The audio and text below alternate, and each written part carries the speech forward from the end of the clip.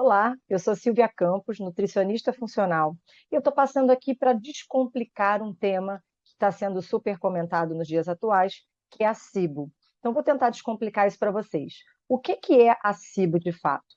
A SIBO é considerada como síndrome do supercrescimento bacteriano do intestino delgado. Então, na verdade, a SIBO é caracterizada por uma disbiose, por uma alteração quantitativa e qualitativa de bactérias que habitam o intestino delgado. Essas bactérias, normalmente, elas crescem, elas multiplicam de maneira desordenada e elas acabam provocando com esse crescimento, com essa alteração, sinais e sintomas que se refletem no dia a dia do paciente.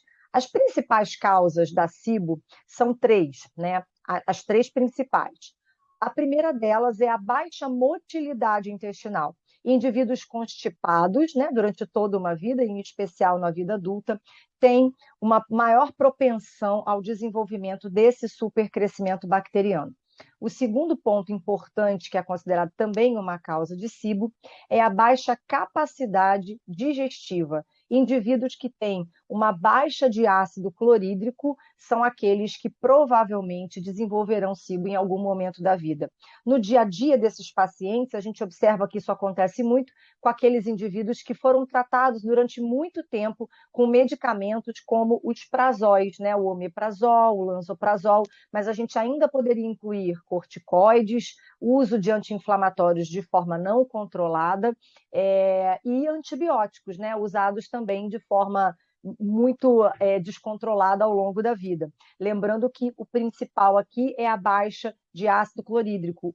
Em que isso reflete no dia a dia do paciente? Esse paciente é um paciente que tem dificuldade de digerir proteína. Então, ele sempre vai se queixar, por exemplo, de uma maior dificuldade de digestão de carne vermelha, de frango, de quantidades maiores de proteína na dieta, na refeição. Então, essa é a segunda causa que também é muito importante para o desenvolvimento da SIBO. A terceira causa são as alterações vistas no sistema imunológico intestinal. Então, a gente pode ter alterações da microbiota do intestino grosso, contribuindo para a piora do intestino delgado, uma mudança, né, uma piora da barreira intestinal, ou seja, aumento de permeabilidade intestinal, poderia ter uma relação com o desenvolvimento da SIBO, porque a gente sabe que aumento de permeabilidade pode cursar com inflamação de baixo grau, com desenvolvimento de sensibilidades alimentares, e tudo isso, se somado, pode, de fato, levar a uma maior propensão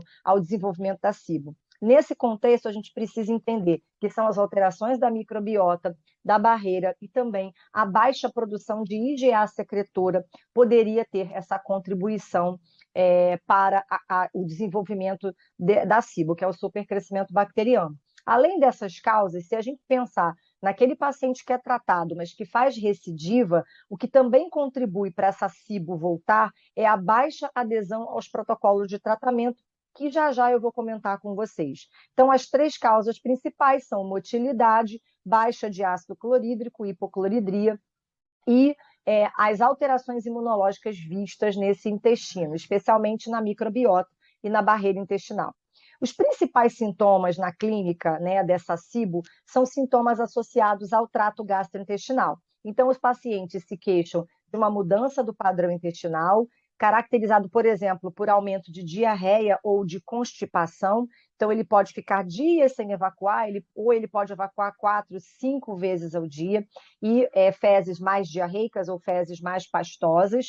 Ele também se queixa de flatulência e distensão abdominal, então são queixas muito recorrentes, de uma hipersensibilidade visceral, uma dor visceral importante e perda de peso sem uma causa aparente. O indivíduo come uma quantidade razoável, né, de macronutrientes, ele às vezes até tem uma dieta bem calculada, mas ele tem dificuldade de manter o seu peso, ele acaba perdendo peso de uma forma muito inespecífica. É muito comum a gente ver nesses pacientes uma deficiência de vários nutrientes. Aqui eu citei para vocês o ferro, a B12, o folato e algumas outras vitaminas lipossolúveis, como, por exemplo, vitamina D, vitamina E e vitamina A.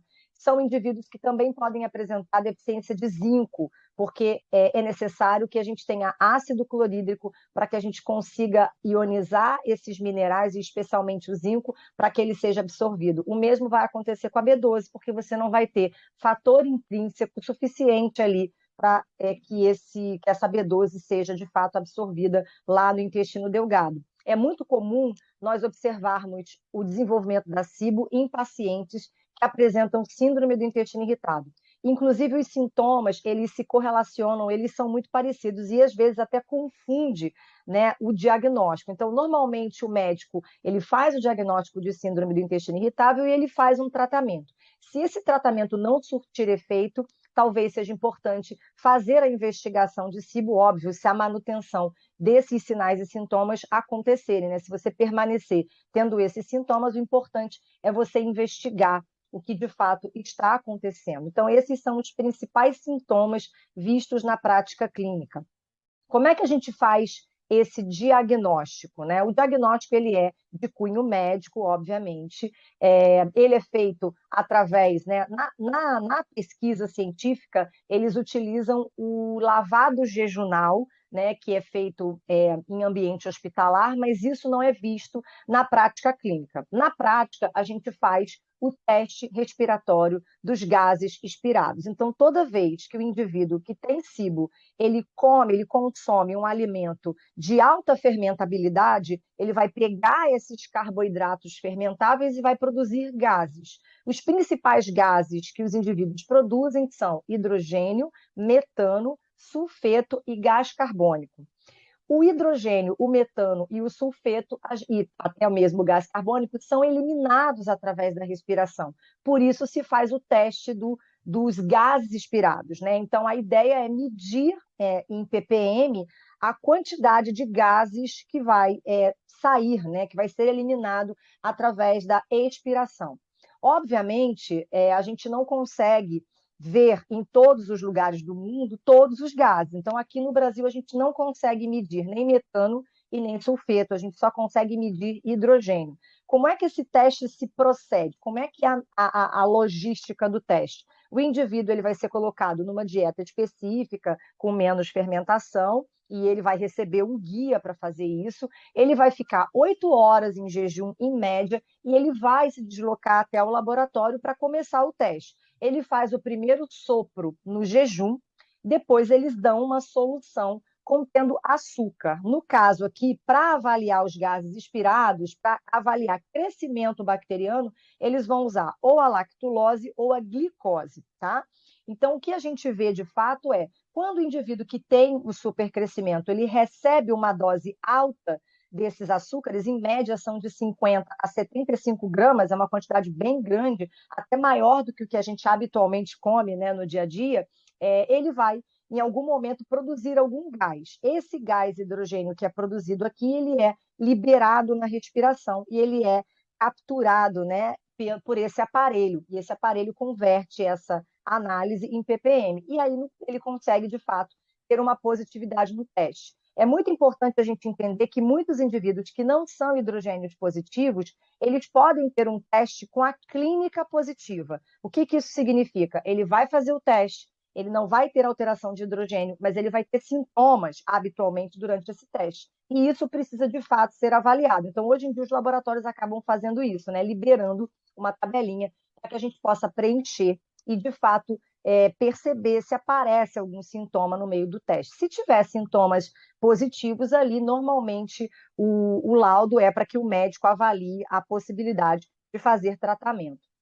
E como que a gente trata, né? O tratamento convencional, o tratamento de escolha, o padrão ouro é o uso de antibiótico. A gente pode, o médico, né, pode usar uma variedade de antibióticos. A rifaximina hoje é o fármaco de escolha, mas ele pode usar ciprofloxacina, ele pode usar metronidazol, ele pode usar neomicina, então ele pode usar vários antibióticos isolados ou combinados. Além do antibiótico, se faz uma dieta de baixo FODMAP, porque eu preciso diminuir a fermentação a nível de intestino delgado, então isso vai diminuir o crescimento bacteriano, junto com o tratamento que é feito para matar a bactéria.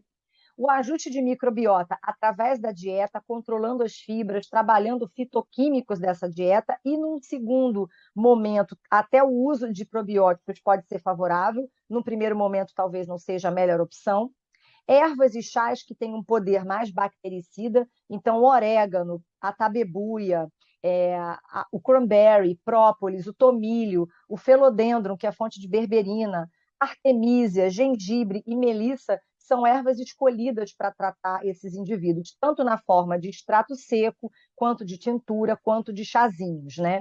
E além disso, a gente também fornece um suporte digestivo e para melhorar a barreira intestinal, porque quando eu melhoro a permeabilidade, eu diminuo a inflamação de baixo grau, eu diminuo a propensão ao desenvolvimento da SIBO. Então, os principais nutrientes que a gente tem que pensar aí são o zinco, as vitaminas A e D, a vitamina C, as vitaminas do complexo B, em especial B12 e ácido fólico, enzimas digestivas que são importantes, né, para esse suporte digestivo, para diminuir a fermentação no momento do tratamento. E o ferro também é importante, muitas vezes, para a função imunológica daquele intestino acontecer de forma adequada. Então, na verdade, é uma doença que está cada vez mais sendo diagnosticada, ela pode acontecer concomitante a outras doenças, como síndrome do intestino irritável, doença celíaca, ela pode acontecer junto com doenças inflamatórias intestinais, como Crohn e retocolite ulcerativa, mas ela é mais fácil de você tratar. Então, você precisa, de fato, conseguir identificar isso na prática clínica para ajudar o seu paciente. Então, se você tem interesse em aprender um pouco mais sobre esse e outros temas associados ao tema intestino, né?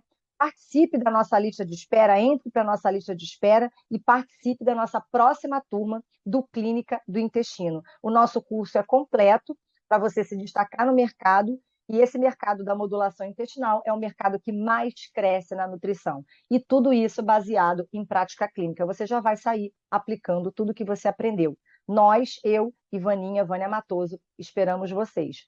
Um super beijo e a gente se vê.